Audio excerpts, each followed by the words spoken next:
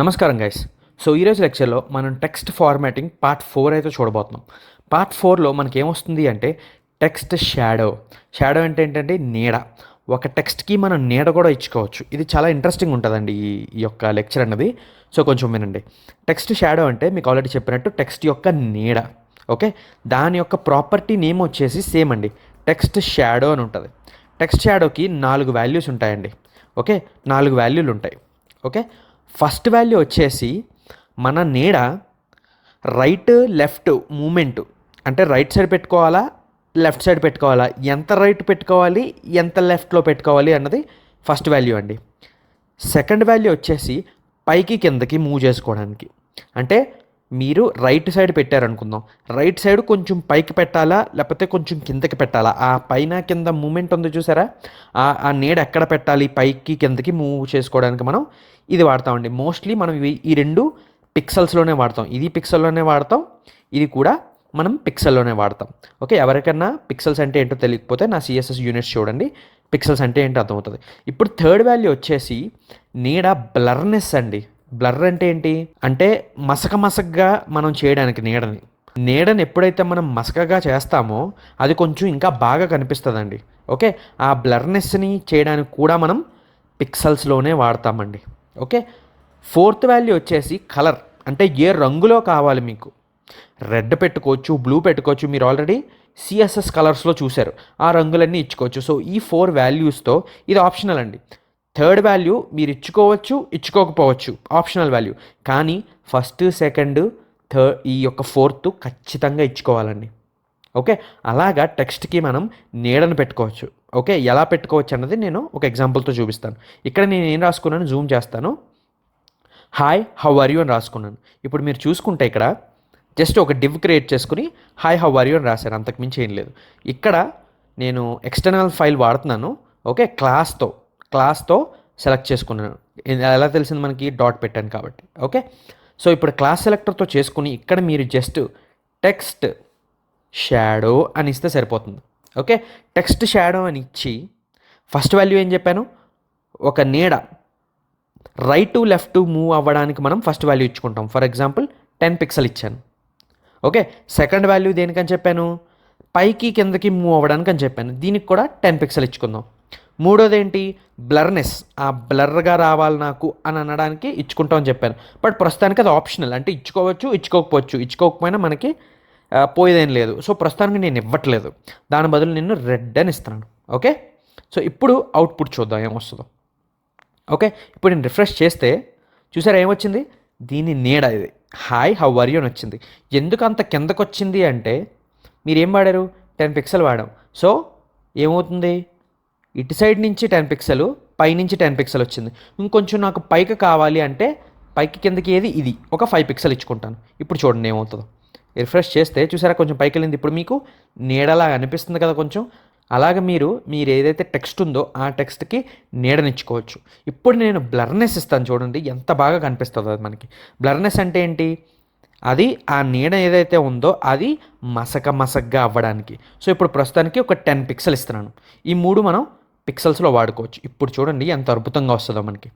ఇప్పుడు రిఫ్రెష్ చేస్తే చూసారా ఈ నీడ చాలా బ్లర్ చేసేసాం, అందుకని చెప్పి మనకు అలా వస్తుంది. బట్ నీడైతే ఉన్నట్టు తెలుస్తుంది మనకి, అవునా. ఇప్పుడు నేను కొంచెం నీడను తగ్గిస్తాను, మనకి ఆ లెటరింగ్ అన్నది కొంచెం కనిపించడం కోసం. ఓకే,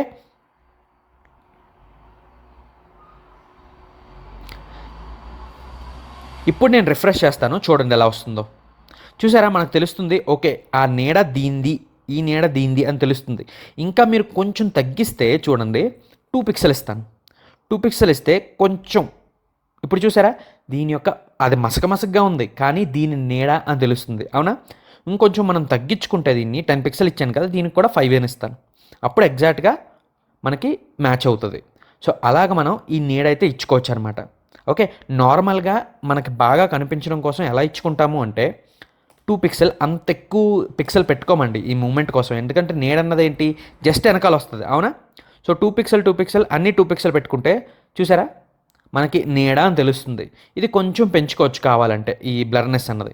3 పిక్సెల్ పెడితే ఇప్పుడు చూడండి చూసారా మనకు తెలుస్తుంది, ఎగ్జాక్ట్గా నీడని తెలుస్తుంది. ఇలాగ మనం మన టెక్స్ట్ ఏదైతే ఉందో దానికి నీడనిచ్చుకోవచ్చండి. ఓకే. ఇప్పుడు మీరు చూసుకుంటే నేను ఎటు మూవ్ చేశాను? రైట్ సైడ్ మూవ్ చేశాను, కిందకి మూవ్ చేశాను. ఆపోజిట్ డైరెక్షన్‌లో అంటే పైకి మూవ్ చేయాలి, లెఫ్ట్‌కి మూవ్ చేయాలి. ఎలా చేయాలి అంటే ఇప్పుడు నేను ఈ 2 పిక్సెల్ అనేది పాజిటివ్ వాల్యూ ఇచ్చాను. అదే నెగెటివ్ వాల్యూలో పెడితే ఎప్పుడైతే ఫర్ ఎగ్జాంపుల్ అండి ఈ టెక్స్ట్ ఉంది. ఆ టెక్స్ట్‌కి జస్ట్ వెనకాల 0 అవుతది వాల్యూ. ఇటు మూవ్ చేయాలంటే మీరు మైనస్‌లో ఇచ్చుకోవాలి. ఇటు మూవ్ చేయాలంటే ప్లస్ వాల్యూలో ఇచ్చుకోవాలి. సో ఇక్కడ నేనేమి ఇచ్చాను? ప్లస్ వాల్యూ ఇచ్చాను. ఇప్పుడు -2 అని ఇస్తాను. అంటే 2 నెగిటివ్ వాల్యూస్లో ఇస్తున్నాను. అంటే ఏమవుతుంది? ఇక్కడికి కిందకి ఇటు సైడ్ వచ్చింది కదా, ఇప్పుడు ఆపోజిట్.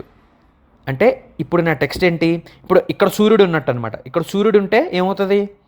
నీడ అన్నది అటు సైడ్ పడుతుంది.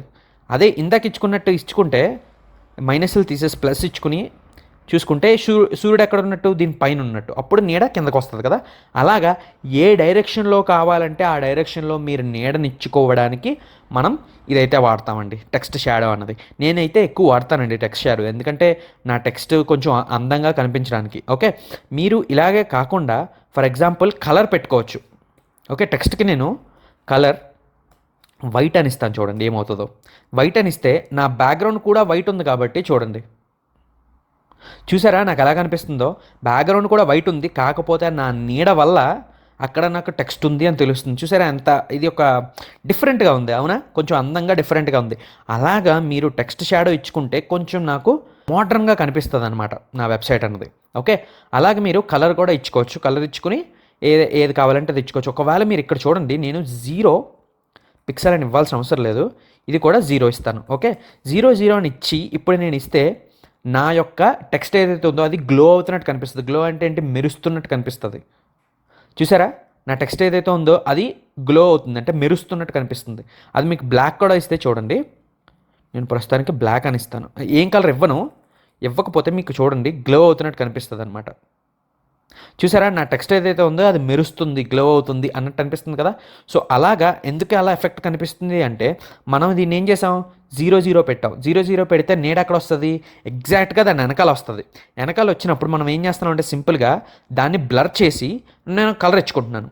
అలా కలర్ ఇచ్చుకున్నప్పుడు ఏమవుతుంది అంటే నాకు ఒక గ్లో అవుతున్నట్టు కనిపిస్తుంది అనమాట. ఇలాగే 2 కలర్స్ ఇచ్చుకోవచ్చా నేను అంటే ఇచ్చుకోవచ్చండి. ఎలా ఇచ్చుకోవచ్చు అంటే కామా పెట్టి సింపుల్గా 0 3 పిక్సెల్ బ్లూ అని ఇస్తాను. ఓకే. దీన్ని నేను బ్లూ అని ఇస్తాను. ఓకే. బ్లూ అని ఇచ్చి ఇప్పుడు రిఫ్రెష్ చేస్తే చూడండి ఏమవుతుందో. నాకు రెడ్డిష్ బ్లూ వచ్చింది, చూసారా గ్లో. అలాగా మీరు 2 కలర్స్ కావాలంటే 2 కలర్స్ కూడా అలా పెట్టుకోవచ్చు అనమాట. ఓకే. సో అలాగా మీరు ఇదేమవుతుందంటే ఇప్పుడు నాకు నా ఏదైతే టెక్స్ట్ ఉందో అది గ్లో అవుతున్నట్టు కనిపిస్తుంది, అవునా? సో ఇప్పుడు నేను కలర్ ఇచ్చుకుంటాను దీనికి. చూడండి కలర్ వైట్ అని ఇస్తాను. చూడండి ఇప్పుడు ఎంత అద్భుతంగా కనిపిస్తుందో. నేను రిఫ్రెష్ చేసినప్పుడు నా టెక్స్ట్ రిఫ్రెష్ చేస్తే చూసారా ఎలా కనిపిస్తుందో? అలాగా మీరు టెక్స్ట్ని ఎలా కావాలంటే అలాగా షాడో అంటే నీడని బట్టి మనం ఇలా అందంగా టెక్స్ట్ని అయితే మనం చేసుకోవచ్చండి. నేను ప్రస్తుతానికి జూమ్ చేశాను అందుకని అనిపిస్తుంది, యాక్చువల్గా అయితే ఇలా ఉంటుంది అనమాట. ఓకే. దీన్ని మీరు H1లోని అలా పెట్టుకుంటే ఇంకొంచెం పెద్దగా కనిపిస్తుంది అనమాట. ఓకే. సో అందరికీ అర్థమైంది అనుకుంటున్నాను టెక్స్ట్ షాడో. ఓకే. ఇక్కడతో మనం టెక్స్ట్ ఫార్మాటింగ్ అయితే కంప్లీట్ చేసామండి. నెక్స్ట్ లెక్చర్లో మీకు REM EM అంటే ఏంటి, ఆ తర్వాత ఫాంట్స్ ఎలా వాడాలి అన్నది మీకు నేర్పిస్తాను. REM EM అన్నది ఒక ఇంటర్వ్యూ క్వశ్చన్. ఓకే. ఇంటర్వ్యూస్లో ఎక్కువ అడుగుతారు. సో నెక్స్ట్ లెక్చర్లో కలుద్దాం గైస్. అంతవరకు ఉంటాను.